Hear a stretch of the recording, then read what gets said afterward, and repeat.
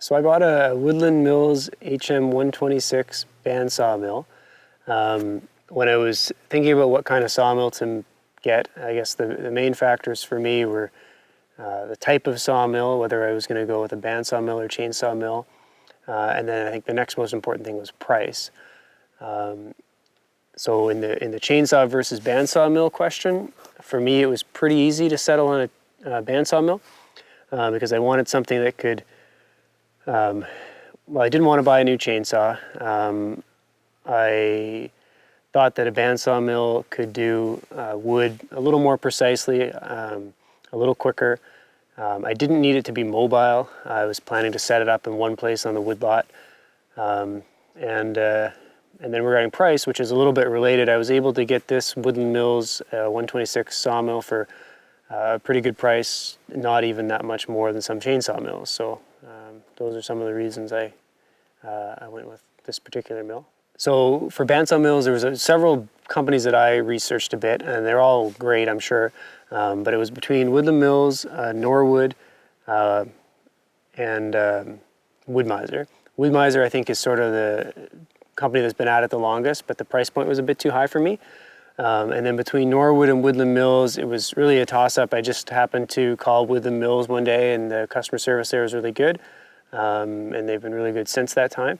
So yeah, I went with them. The way I think of a sawmill, or the way I'm going to explain it, is I'm going to break the sawmill down into two parts. The first is the sawmill carriage, which is kind of the big unit that does the bulk, or does all of the cutting. The second part of the sawmill is the bunk, which is what the log sits on. So I'll start with a carriage and go through kind of the main parts. So there's an engine. Mine has a 14 horsepower Kohler engine. Standard parts of an engine, I won't go through all of those.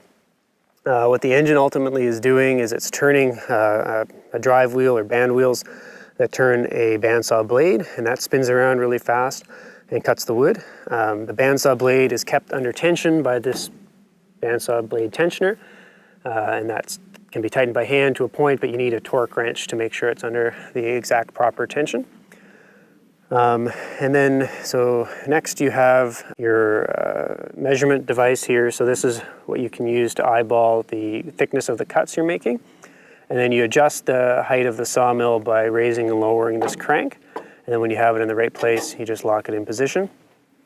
There is a lubricant tank on the top of the sawmill, which you can put whatever type of lubricant you're using for your cutting. I just use water with a little bit of soap in the summer, but you can use different things, and that's controlled by a lever close to, well, on the head of the sawmill here.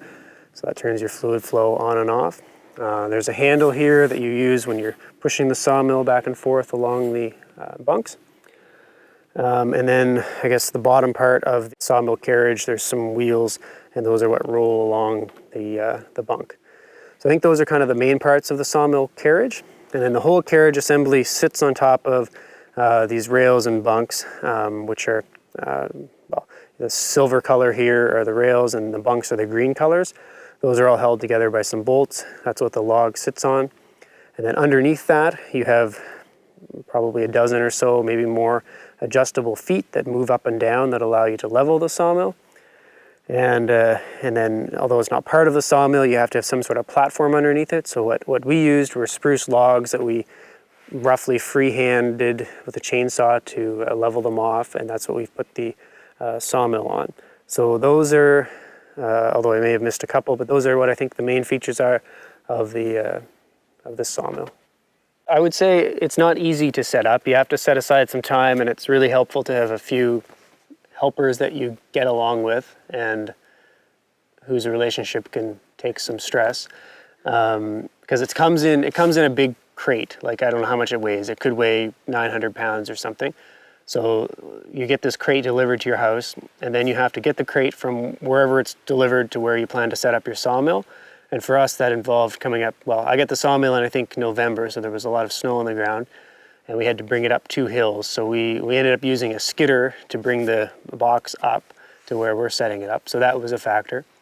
And then putting it all together, the instructions are good, but it just takes a while. There's a lot of parts, there's a lot of bolts, a lot of washers and nuts to put it all together. And I think of it sort of as two separate things. You first have to put together the bunk, and rails. That's not too hard. Then you have to level it, which is kind of hard. And there's some videos online about what sort of platform to put your mill on. I think the more stable your platform is, and like, for example, some people use concrete blocks. I think you're much better off to use a long beam or something if you can do it. So what we did is we cut 2 spruce trees and milled them flat with a chainsaw, or as flat as we could with a freehand chainsaw cut. And that's what our mill sits on. And that just makes it a lot easier to level. Still not easy to keep it level, but it is a lot easier than if we'd put individual concrete blocks underneath. Well, what happened for us, we set it up in the winter, got it level, and it stayed pretty level all winter with some minor tweaks after you'd done a few logs. But then anytime there's a big temperature change, like a melt, or particularly if the ground freezes and thaws, it can really affect it. And the soil here is kind of wet too, so I think it's even worse in our particular area. If you had it on a drier area or stone or concrete foundation, that would be much less of an issue. But yeah, you're often checking it.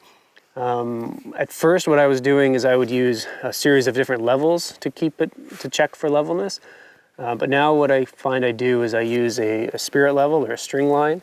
And I find if I span that the entire length of the mill, I can get a better idea of how level it is, and then use some levels as well to double check it. So some of the cons or features of the mill that I've had trouble with is like the leveling is an issue. You do kind of always have to be checking to get it level, and it's really hard to get it perfectly level. I think if I had a platform that was like a steel reinforced trailer or a platform, that would make it a lot easier. Or if I was able to put it on a concrete slab, I think that would be like perfect. And that's not really a fault of the mill, that's just the reality of this type of mill. So that's one feature. And I think they've developed this now, but the lubricant tank is hooked to a lever that turns on or off the fluid flow. But it's easy to forget to turn off the fluid flow, so I think I've drained the tank accidentally many times. So if there were a way that the throttle were somehow linked to the fluid flow, I think that would make it easier, because I just end up forgetting. But that's kind of minor. Otherwise, features that I would like, no, other than that, it's been good. So I got the sawmill with the plan to build a log cabin using kind of dovetail joints. I've milled, I think, all of the the logs I'm going to need for my walls. I've milled, I don't know, probably 30 or so, maybe more, maybe 50 2-inch thick planks, and then I'm going to eventually decide what width I'm going to want them to be, whether it's 2x6 or 2x8, 2x10. So I've done that. I've milled a bunch of 1-inch thick boards that I'll probably use for floorboards or for the roof. And yeah, so that's what I've milled so far. I think if you were trying to get this as a money-making project, you might be able to invest your money better. But if you've got some money to spend and you're kind of a hobbyist who wants to do some stuff with wood and have access to some wood to do it with, I think it's great.